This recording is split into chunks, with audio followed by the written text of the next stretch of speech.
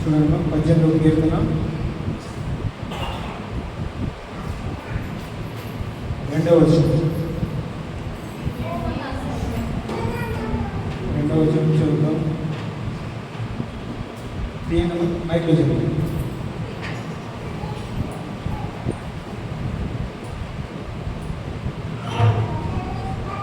యెహోవా నా శైలము, యెహోవా నా శైలము, నా కోట, నన్ను రక్షించువాడు, నా కేడము,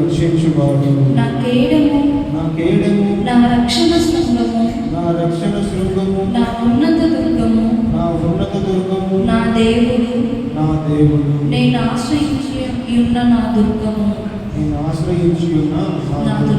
చూడండి, ఈ వచనంలో ప్రార్థన చేస్తున్నది ఎవరు? దావీదు. దావీదు ఏమని ప్రార్థన చేస్తున్నాడు? నా శైలము, నా కోట, నన్ను రక్షించేవాడు, నా కేడము, నా రక్షణ శృంగము, నా ఉన్నత దుర్గము, నా దేవుడు, ఇంకా నేను ఆశ్రయించి ఉన్న నా దుర్గం. చూడండి, దావీదు తను ఎలా ప్రార్థించాడంటే, దేవుణ్ణి అత్యున్నతంగా చూశాడు. తన దేవుని కంటే మించినోడి లోకంలో, తన దేవుని కంటే బలమైనడు, తన దేవుని కంటే గొప్ప వీరుడు, శూరుడు, యుద్ధ వీరుడు, యుద్ధ శూరుడు, నా దేవుని కంటే మించిన గొప్ప బలవంతుడు, యుద్ధ వీరుడు ఎవడు లేడు, ఆయన మెచ్చిన వాడు ఎవడు లేడు అన్నట్లుగా దావీదు దేవునికి మొరపెడుతున్నాడు. ఏమంటున్నాడంటే, నా ఉన్నత దుర్గము. చూడండి, నేను ఆశ్రయించిన నా కేడము. 2వ వచనంలో 2వ లైన్, నా కేడము, నా రక్షణ శృంగము, నా ఉన్నత దుర్గము. ఉన్నదంటే చాలా ఎత్తైన, చాలా పెద్దైన దుర్గము, అంటే నన్ను కాపాడే దుర్గము. ఆయన కంటే పెద్దవాడు, ఆయన కంటే బలవంతుడు, ఆయన కంటే మహోన్నతుడు, ఆయన కంటే బలమైన వాడు ఎవ్వడు లేడు. దావీదు యొక్క ధైర్యం. సో దావీదులాగా మనము కూడా యెహోవాను నమ్ముకున్న ప్రజలం కాబట్టి మనం కూడా దావీదులాగా ప్రార్థించాలి. ఈరోజు మనకు కూడా దావీదుకి ఆ రోజు దేవుడు ఎంత అవసరమో అంతకంటే డబల్ ఈరోజు మనకు దేవుడు అవసరం. ఎందుకంటే మన కుటుంబంలో, మన బంధువులు, మన ఇంట్లో ఇరుగు పొరుగు వాళ్ళు, స్నేహితులు, అన్నదమ్ములు, చెల్లెళ్ళు, అక్క వాళ్ళు, భార్య మారితే భర్త మారని వాళ్ళు, భర్త మారితే భార్య మారని వాళ్ళు, చాలా మంది మన కుటుంబాల్లో, మన ఇంట్లో ఉన్నారు. సో వాళ్ళని రక్షించబడాలంటే, ఎందుకంటే యెహోవా తప్ప వేరొక రక్షకుడు మనకు లేడు.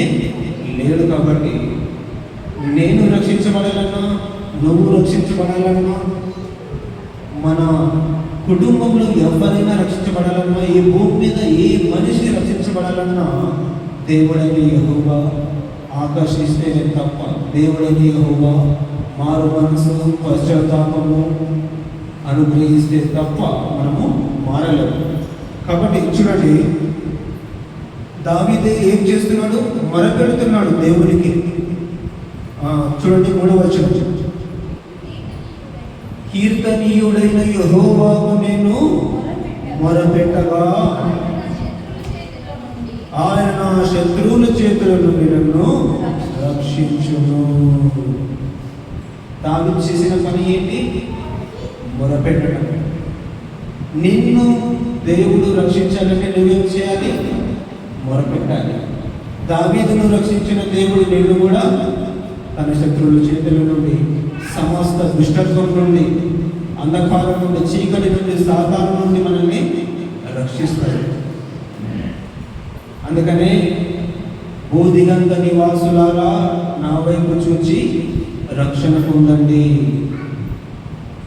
ఆయన వైపు చూడాలి. ఎలా చూడాలి? ప్రార్థనలో చూడాలి, మోకరించాలి, మన ఇంట్లో మోకరించాలి.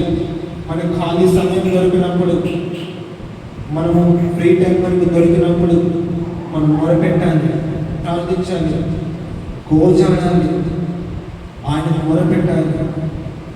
చూడండి, యేసయ్య మన రక్షకుడైన యేసయ్య ఎలా ప్రార్థించాడో దేవునికి. హెబ్రీ పత్రిక 5:7 వచనం, 5వ అధ్యాయం హెబ్రీ పత్రిక.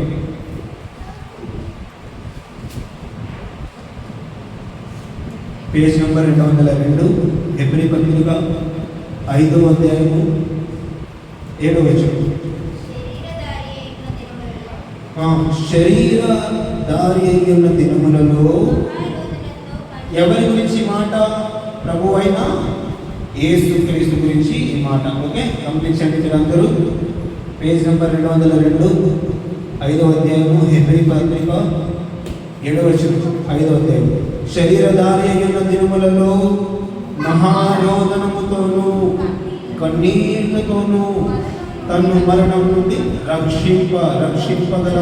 రక్షింపగలవానికి ప్రార్థనలు యాచనలు సమర్పించి భయభక్తులు కలిగి ఉన్నందున ఆయన దేవుడు నిన్ను నన్ను అంగీకరించాలన్నా, నిన్ను నన్ను ఎవరినైనా రక్షించాలన్నా మనం ఏం చేయాలి? 3 మాటలు ఉన్నాయి. మహారోదనము, కన్నీళ్ళు. చూడండి, మహారోదనము, కన్నీళ్ళు. 3వ మాట ప్రార్థనలు. 4వ మాట యాచనలు. 4 మాటలు ఉన్నాయి. కన్నీళ్ళు, రోదన, ప్రార్థన, యాచన. గోజాడటం, అడుక్కోవటం. కదా, మనం డాక్టర్ దగ్గరికి పోతే ఎమర్జెన్సీ ఉన్నప్పుడు లేదా అపాయంలో ఉన్నప్పుడు డాక్టర్ ఎలాగైనా బాగు చేయండి అని గోజాడుతాం కదా, బతిమాలుతాం డాక్టర్ని. ఎంత ఖర్చు అయినా పర్లేదు, ఎంత ఏమైనా పర్లేదు, ప్రాణాన్ని కాపాడండి అని గోజాడుతాం. సో ఈరోజు నేను ఇక్కడ నిలబడి మాట్లాడుతున్నానంటే నేనేం చేశాను? దేవుడి దగ్గర 2018 నవంబర్ నేను కూడా దేవుడైన యెహోవా దగ్గర, మన దేవుడైన యేసయ్య దగ్గర మొరపెట్టాను, కన్నీరు గార్చాను, రోధించాను. కాబట్టి ఈరోజు ఇక్కడ రక్షణ పొంది మీ ఎదురుగా మాట్లాడుతున్నాను. సో మాట చూద్దాం మనము. ఈ దేవునికి ఎందుకు మనం మొరపెట్టాలి? యాకోబు పత్రిక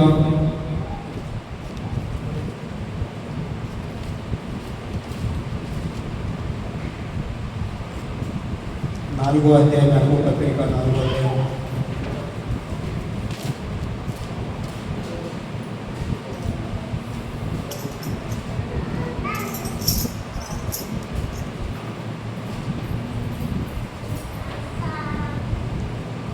ఏడవ వచనం నుంచి చదువుతామా? 6వ వచనం నుంచి చదువుతాము. 4వ అధ్యాయం 6వ వచనం నుంచి. ఆయన ఎక్కువ కృపనిచ్చును, అందుచేత దేవుడు అహంకారాలను ఎదిరించి దీనులకు కృప అనుగ్రహించును అని లేఖనము చెప్పుచున్నది. 6వ వచనంలో మనము ఒక మాట గమనిద్దాం. దేవుడు అహంకారులను ఎదిరిస్తాడు అనే మాట నేను గుర్తించుకున్నాను. 6వ వచనం, యాకోబు పత్రిక 4వ అధ్యాయం 6వ వచనం చూడండి. దేవుడు అహంకారులను ఎదిరిస్తాడట. చూడండి, మనకి అప్పుడు అహంకారం వస్తుంది. మీరు గమనిస్తే ప్రతిరోజు మనలో తెలియకుండానే ఒక అహంకారం వస్తుంది. మీరు ఎప్పుడైనా అనుకున్నా ఇట్లా వాళ్ళే మాట్లాడాలా, నేను మాట్లాడాలా, వాళ్ళే ఫోన్ చేయాలా, వాళ్ళే నా ఇంటి దగ్గర రావాలా? ఇది అహంకారం. వాడే మాట్లాడిస్తే నేను మాట్లాడిస్తా, ఆమె మాట్లాడిస్తే నేను మాట్లాడిస్తా, ఆమె ఫోన్ అన్న ద్వారా నేను ఫోన్ చేయాలి కదా. ఇది మన అహంకారం. మనుషులుగా సాధారణంగా చెడిపోయిన దుష్ట స్వభావం కలిగిన మనుషులకి ప్రతిరోజు చనిపోయేంత వరకు అది వస్తూనే ఉంటుంది. అందుకనే అపోస్తులైన పౌలు అన్నాడు, దినము చనిపోతున్నాము అంటే అహంకారం చంపుతున్నాము, గర్వాన్ని చంపుతున్నాము. అందుకని అక్కడ ఏమనుంది? ఆ అహంకారం మనలో ఉంటే దేవుడు మన ప్రార్థన, మనల్ని రక్షించేది, మనల్ని బాగు చేసేది, మనల్ని ఆశీర్వదించేది చెయ్యదు. సో మనం ఏం చేద్దామంటే అహంకారాన్ని వదిలేసుకుందాం. అహంకారాన్ని పక్కన పెడుతుంది. లేకపోతే అహంకారం మనలో ఉంటే దేవుడు మనల్ని ఏం చేస్తాడంటే అక్కడ దేవుడి అహంకారులను ఎదిరిస్తాడంట. దేవుని ఎదుర్కో శక్తి మనకుందా? దేవుని ఎదిరించే శక్తి మనకుందా? లేదు. కాబట్టి ఆయన ఎదుట దీనులై మనము తగ్గించుకొని లోబడి ఉండాలి. ఓకే, 7వ వచనం చదువుతాము. అహంకారమును విడిచిపెట్టి 7వ వచనం, కాబట్టి దేవునికి లోబడి ఉండుడి. దేవునికి లోబడి ఉండుడి, అపవాదిని. అహంకారం అనేది ఎవరి లక్షణము? సాతాను లక్షణం. అహంకారం అనేది సాతాను లక్షణం. మీకు తెలుసా, సాతాను ఒకప్పుడు దేవుని దగ్గర దేవదూత, గబ్రియలు, మికాయిలు ఎట్లున్నారో అట్లా వాళ్ళ స్థాయిలో ఉండే దేవదూత లూసిఫర్, సాతాను పేరు. అంటే దేవుని దగ్గర ఉన్నప్పుడు లూసిఫర్గా దేవుని దగ్గర పనిచేసేవాడు. సో లూసిఫర్కి ఏమొచ్చిందంటే, లూసిఫర్ కింద ఇప్పుడు మనం ఎవరైతే సాతాను అపవాది అని పిలుస్తున్నామో వాని కింద, అంటే వాడు సౌందర్యవంతుడు, దేవుని దగ్గర కొంచెం మంత్రి స్థాయిలాగా, ప్రధానమంత్రి కింద, ముఖ్యమంత్రి కింద, డిప్యూటీ సీఎం, ఇట్లా ఎంపీ స్థాయి ఉంది కదా, అట్లా దేవుని కింద ఒక చిన్న స్థాయి, ఒక స్థాయి ఉండేది. వాడి కింద కొన్ని దూతలు, లక్షల దూతలు అట్లా ఉండేది. సో వానికి ఏమంటే యేసయ్యకు సింహాసనం ఇచ్చాడు కదా, సో అహంకారం వచ్చింది. నా కింద నాకు, అంటే వాడికి జ్ఞానం ఉంది, సౌందర్యం ఉంది.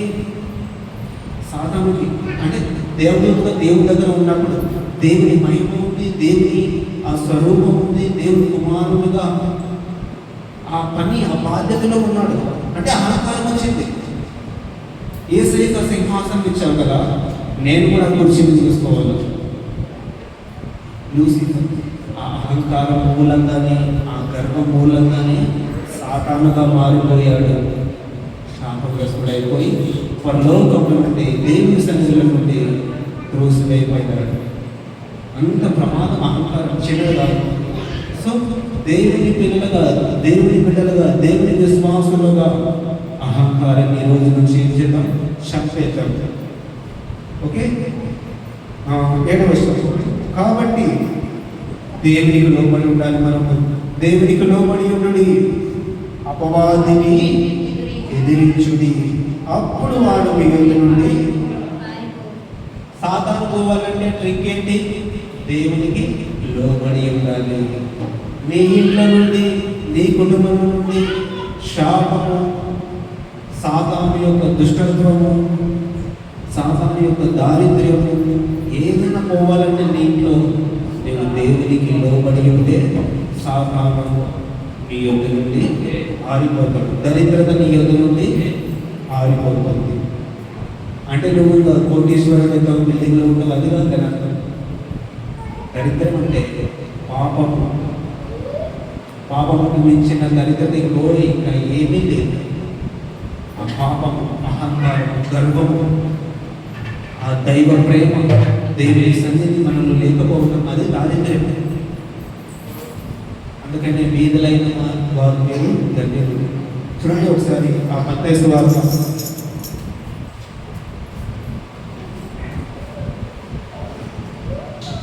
5వ అధ్యాయం. మరలా మనం ఇక్కడికి వద్దాం. ఒకసారి మత్తయి సువార్త 5వ అధ్యాయము. ధన్యతలు ఉంటాయి చూడండి, ధన్యతలు 10 ధన్యతలు ఉంటాయి కదా.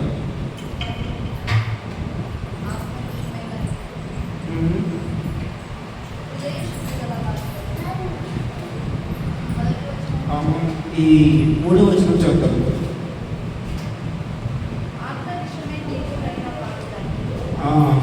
5వ అధ్యాయము, పేజ్ నంబర్ 5వ అధ్యాయము, పేజ్ నంబర్ కూడా 5, వచనం 3వ వచనం. మీరు అండర్లైన్ చేసుకుంటే చేసుకోండి. ఆత్మ విషయమై దీనులైన వారు ధన్యులు. మనలో అహంకారం లేకుంటే మనం ఏమైనా మన అర్థము? దీనులైనా మన అర్థం. దేవుని దగ్గర దీనులైతే మనలో నుండి ఏం వెళ్ళిపోతుంది? గర్వము, అహంకారము వెళ్ళిపోతుంది. గర్వము అహంకారము లేని వానిదే. ఇప్పుడు చూడండి, దీనులైన వారే ఆత్మ విషయమై దీనులైన వారి ధన్యులు పరలోక రాజ్యము. మనం పరలోక రాజ్యంలో ఏం ఉండాలంటే, మనం పరలోక రాజ్యంలో నిత్యం ఉండాలంటే, దేవుని దగ్గర మనకు చోటు ఉండాలంటే ఏం కావాలంట? ఆత్మ విషయంలో మనం ఏం కావాలి? దీనులయ్యే దేవుని దగ్గర లోబడి ఉండాలి. అప్పుడు పరలోక రాజ్యము మనది.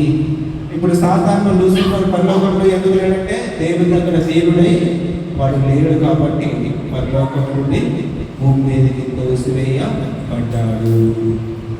ఓకే, ఇప్పుడు మళ్ళీ యాకోబు పత్రిక రండి.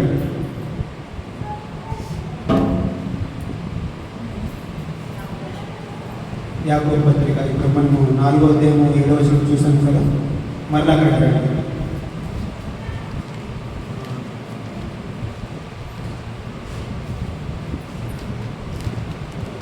పేజ్ నెంబర్ 212 కొత్త నిబంధన.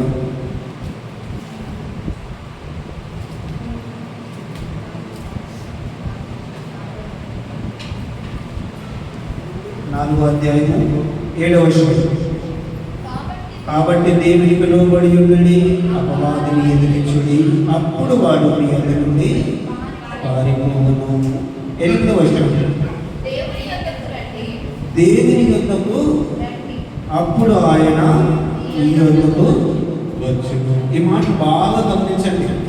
మనం ప్రతిరోజు భూమి మీద బ్రతుకున్నంత వరకు గుర్తుపెట్టుకోవాల్సింది ఏంటంటే, ప్రతిరోజు మనకు సమస్యలు వస్తాయి, ప్రతిరోజు మనకి ఇబ్బందులు వస్తాయి, ప్రతిరోజు మనకు ఎదురు సమస్యలు, భర్త నుంచి, భార్య నుంచి, కుటుంబంలోనూ, విశ్వాసంలోనూ, మన హృదయంలోనూ పోరాటాలు, నిరాశలు, కృంగుదల, ఇవన్నీ లోకంలో మనం బ్రతుకున్నంత వరకు మనకు వస్తూనే ఉంటాయి. దేవుని ఎందుకనంటే ఒక్కరోజు రావడం కాదు. లూకా సువార్త 9వ అధ్యాయం. లూకా సువార్త 9వ అధ్యాయం 23వ వచనం చదవండి. Page number 60. అందరూ తను వెంబడించే వారు ఇట్లా చూడండి.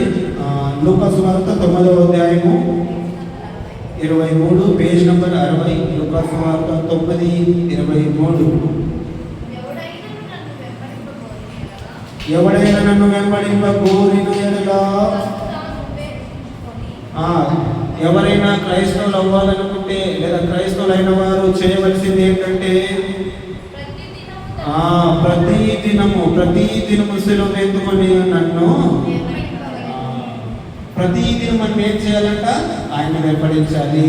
వెంబడించాలంటే ఆయన దగ్గరికి వెళ్ళాలి, వద్దాం, వెళ్ళాలి. సో మళ్ళీ యాకోబు పత్రిక రండి, 4వ అధ్యాయం 8వ వచనం. దేవుని ఎందుకు ఏంటంటే ఒక్కరోజు రావడం కాదు, ప్రతిదినం. లూకా సువార్త 9:23లో చూసాం.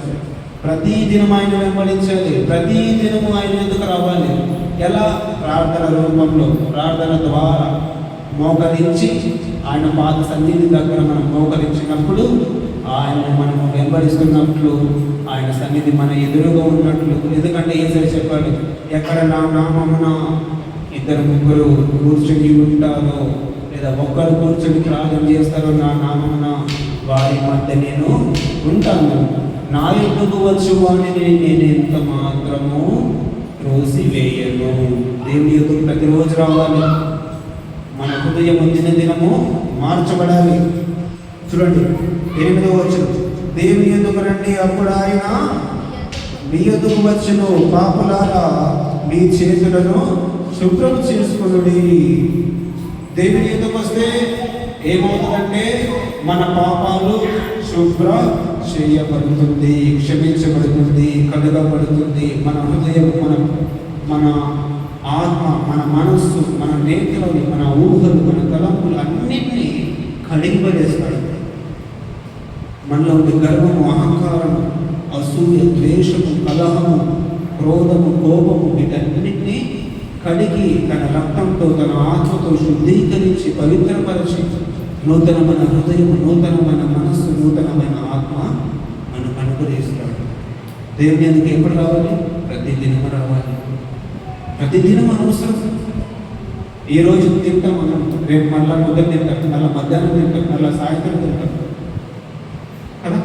నీళ్ళు కూడా పొద్దున్న తాగుతాం, సాయంత్రం తాగుతాం, మధ్యాహ్నం తాగుతాం. అనుదిన అవసరం, అనుదిన ఆహారం. అందుకనే ఈ లోకానికి జీవాహారము నేనే అన్నాడు యేసయ్య. అనుదినం తినాలని, అనుదినం ఆయన తాగాలి, అనుదినం ఆయన్ని అనుభవించాలి, ఆయన సన్నిధిని అనుభవించాలి. చూడండి, పాపులారా మీ చేతులను శుభ్రం చేసుకోండి, ద్విమనస్కులారా మీ హృదయాలను పరిశుద్ధపరచుకోండి. దేవుని ఎదురుకు వస్తే ఏమవుతుంది? మన పాపాలు క్షమించబడతాయి, మన పాపాలు శుద్ధి చేయబడతాయి, మన చేతులు పాపం అంటిన ఈ చేతులు శుభ్రం చేయబడతాయి. ఇంకోటి, ద్విమనస్కులారా. ద్వి అంటే రెండు మనస్తత్వాలు కదా.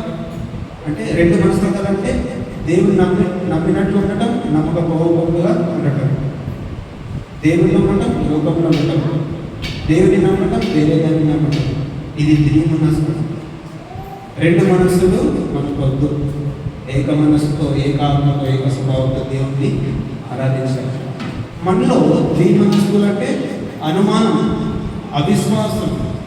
దేవుడు అంటే అనుమానం, దేవుడి కార్యము చేస్తాడో లేదో, దేవుడి ప్రార్థన వింటాడో లేదో, దేవుడు నన్ను నా వైపు చూస్తాడో లేదో, దేవుడు నన్ను ముడతాడో లేదో, దేవుడు నన్ను దీవిస్తాడో లేదో, దేవుడు నన్ను మారుస్తాడో లేదో, దేవుడు నన్ను క్షమిస్తాడో లేదో. ఇదే ద్విమనస్సు. దేవుని దగ్గర నువ్వు వస్తే ఆ మనస్సును తీసేస్తాడు. ఒకప్పుడు నేను చాలా అంటే కొత్తగా రక్షణ పొందినప్పుడు దేవుడు నా ప్రార్థన వినడు అని అనుమానించేవాడు.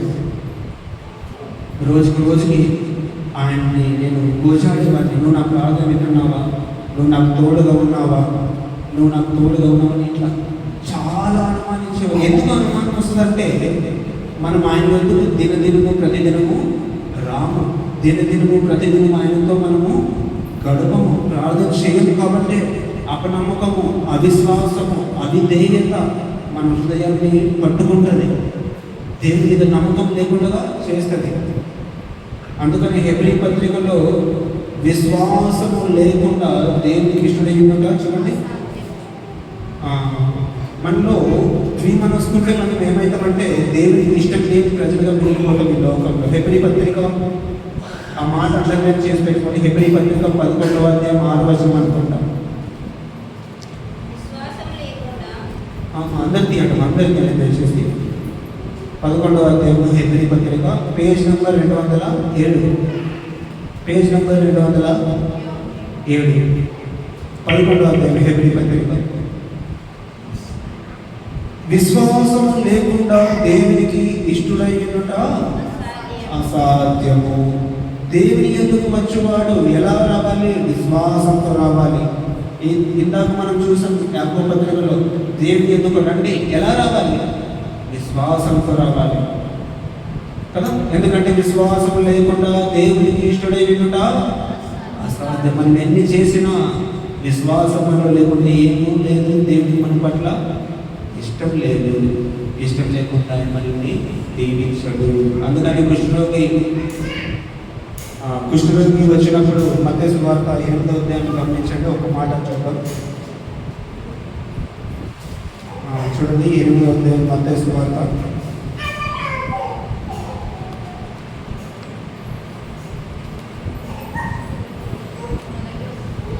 మొదటి వచనం, 2వ వచనం. మత్తయి సువార్త 8వ అధ్యాయం పేజ్ నెంబర్ కూడా 8. మత్తయి సువార్త 8వ అధ్యాయము పేజ్ నెంబర్ కూడా 8, 2వ వచనం. ఇదిగో కుష్ఠరోగి వచ్చి ఆయనకు మ్రొక్కి, ప్రభువా నీకు ఇష్టమైతే నన్ను శుద్ధినిగా చేయవను. అందుకు ఆయన చేయి చాపి వాణ్ణి ముట్టి, నాకు ఇష్టమే, నీవు శుద్ధుడవు కమ్మని చెప్పగానే తక్షణమే వాని కుష్ఠరోగము శుద్ధి ఆయను. చూడండి, ఇప్పుడు హెబ్రీ పత్రికలో 11వ అధ్యాయం 6వ వచనం ఏం చదివాం? విశ్వాసం లేకుండా దేవునికి ఇష్టడైనట అసాధ్యం. ఇప్పుడు ఈ కుష్ఠుడు వ్యాధున్నవాడు యేసయ్య బాగు చేస్తాడనే విశ్వాసంతో వచ్చాడా? బాగు చేయాలనే విశ్వాసంతో వచ్చాడా? బాగు చేస్తాడనే విశ్వాసం విశ్వాసం ఉంది కాబట్టి ఆ యేసయ్య దగ్గరికి వచ్చాడు. అయ్యా నువ్వు నన్ను కొట్టి నీకు ఇష్టమైతే ఎంత దీనత్వం చూడండి, గర్వం లేదు ఆ ప్రార్థనలో. నీకు ఇష్టమైతేనే నన్ను ముట్టు, నీకు ఇష్టం లేకుంటే వెళ్ళిపోదు, నన్ను ముట్టొద్దు, నన్ను ఈ కుష్ఠరోగాన్ని స్వస్థపరిచాడు. ఎంత దీనమైన ప్రార్థన. అందుకని దీన మనస్సు, తగ్గింపు, తను తాను తగ్గించుకునే వాడు దేవుని దగ్గర హెచ్చింపబడతాడు. తను తాను ఎవడైతే హెచ్చించుకుంటాడో వాని ప్రార్థన వాడు ఎప్పుడు దేవుని దగ్గర హెచ్చింపబడడు, ఆశీర్వదింపబడడు. ఇవన్నీ చిన్న చిన్నవి కానీ మన జీవితంలో, మన కుటుంబాల్లో ఆశీర్వాదం లేకుండా, దేవుని లేకుండా, దేవుని రక్షణ లేకుండా మనల్ని చేసేస్తాయి. అసూయ, ద్వేషము, కలహము, క్రోధము మనస్సులో ఏది ఉంచుకోవద్దండి. ఈ భక్తి జీవితంలో మీ ప్రార్థన, మీ విశ్వాసం చెడిపోకుండా, మీ భక్తి చెడిపోకుండా ఉండాలంటే దీన మనస్సు తగ్గింపు. ప్రతి దినము ఆయన యొక్క శిలువను ఎత్తుకొని ప్రతిదినం ఆయన గోచడాలి. అయ్యా గర్వము, అహంకారము, అసూయ, ద్వేషము నాలో రానియద్దు. దీనత్వం, దీన మనస్సు. యేసయ్య ఏమన్నాడు? ప్రయాసపడి భారం వచ్చిన సమస్త జనాలు నా ఎందుకు రండి, నా ఎందుకు రండి. ఆయన ఎందుకు వస్తే విశ్రాంతి, నీ పాప భారాన్ని, శాప భారాన్ని కలిగించి విశ్రాంతిని ఇస్తాడు. నేను సాత్వికుడను, దీన మనస్సు గలవాడను. 11వ అధ్యాయం మత్తయి సువార్త 28వ వచనం చూద్దామా? 11వ అధ్యాయం మత్తయి సువార్త 28వ వచనం. ప్రయాసపడి భారం మోసుకొచ్చిన సమస్త జనులారా, మనం ఈ ఆత్మపత్రికలు ఏమని చూసాం? ఆయన ఎందుకు రావాలి, ఆయన దగ్గర రాకుంటే ఈ కుష్ఠ వ్యాధి పోదు, ఈ పాపం అనే వ్యాధి పోదు. నేను నీకు విశ్రాంతి కలుగు చేయను. నేను 29వ వచనం, నేను సాత్వికుడను, దీన మనస్సు గలవాడను కదా. మన యేసయ్య ఎలాంటి వాడంట? సాత్వికుడు, దీన మనస్సు గలవాడు. ఆయన దేవుని స్వరూపం కలిగిన వాడై ఉండి దేవునితో సమానముగా ఉండుట విడిచిపెట్టకూడని భాగ్యం ఎంచుకోలేదు. కానీ మనుష్య పోలికగా పుట్టి తను తగ్గించుకొని మనల్ని ధనవంతులుగా చేయుటకు ఆయన దరిద్రుడయ్యాడు. ఎంత చూడండి, ఎన్ని ఉన్నాయి ఈ మాటలు కదా. సో అంత పర్ఫెక్ట్గా ఆయనలాగా మనల్ని మనము తగ్గించుకోవాలి, దీన మనసు కలిగి ఉండాలి, ఆయన ఎందుకు ప్రతిదినము రావాలి. యేసయ్య దావీదు ఏమన్నాడు? సదాకాలం ఆయన మీదే నా దృష్టి ఉంచి ఉన్నాను, నిత్యము నేను యెహోవాను వెదకలను.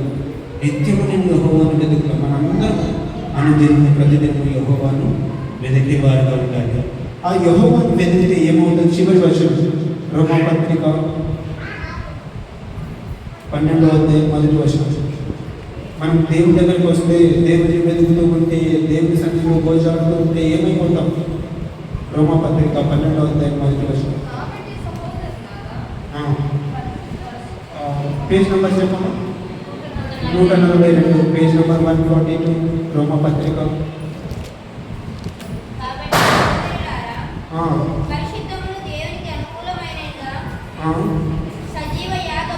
సజీవ యాగముగా మీ శరీరములను ఆయనకు సమర్పించుకుని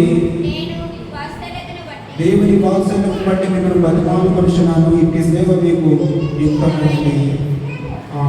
మీరు ఈ లోక మర్యాదను అనుసరింపగా ఉత్తమమును, అనుకూలమును, సంపూర్ణమునైన దేవుని చిత్తం ఏదో పరీక్షించి తెలుసుకున్నట్లు మీ మనస్సు మారి నూతన మగుల వల్ల రూపాంతరము చెందుడి. మనం దేవుని దగ్గరకు వస్తే ఏమంటామంటే రూపాంతరం చెందుతాం.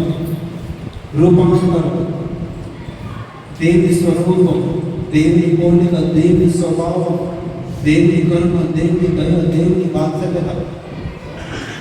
నా హృదయం దేవుడిని నమ్ముకున్న తర్వాత ఎలా అయిపోయిందంటే, చిన్న సాక్ష్యం ఏంటండి అంటే, నేను యేసు ప్రభుని నమ్ముకోగా ముందు నేను ఎవరైనా ఏమంటే బాధ ఏమి అసలు ఉండేది కాదు. కానీ దేవుని దగ్గరికి ఎప్పుడు వచ్చానో దేవుని బిడ్డగా ఎప్పుడు మారామో, రక్షణ ఎప్పుడు పొందామో 2018 నుంచి నేను నన్ను ఎవరైనా ఏమనంటే భరిస్తాను, కానీ నేను ఎవరైనా ఏమనంటే భరించలేనంత మాట, ఒక మాట భరించలేనంత నొప్పి, వేదన ఎందుకననే మాట, ఒక్క మాట కూడా మనము అనలేదు. ఆయన దగ్గరికి వస్తే ఒక వ్యక్తిని నొప్పించే మాట కావాలని అని కూడా మనం అనలేము.